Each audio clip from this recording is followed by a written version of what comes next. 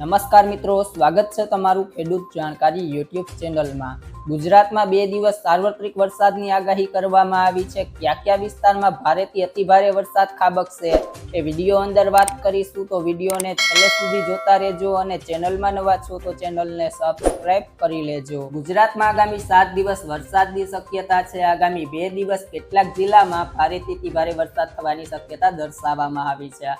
ગુજરાતીઓ માટે સારા સમાચાર છે। 11મી તારીખથી સ્થિર થયેલું ચોમાસું 13મા દિવસે આગળ વધ્યું છે। ત્યારે હવામાન વિભાગની આગાહી પ્રમાણે ગુજરાતમાં 7 દિવસ વરસાદી માહોલ છવાયેલો રહેશે।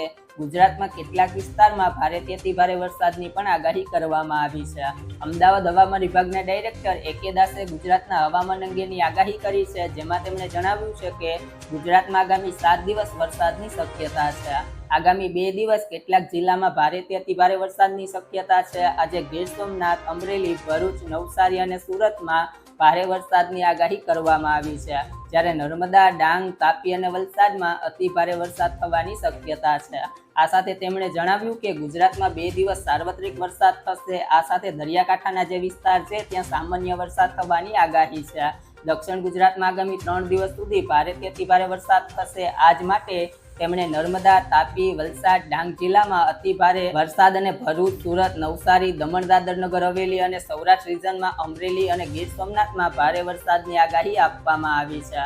હવામાન વિભાગના જણાવ્યા પ્રમાણે ઉત્તર ગુજરાત રીજનના દાહોદ, છોટાઉદેપુરમાં અતિભારે વરસાદ તથા મહીસાગર અને પંચમહાલ તથા સૌરાષ્ટ્રના અમરેલી અને ગીર સોમનાથમાં ભારે વરસાદની આગાહી કરવામાં આવી છે।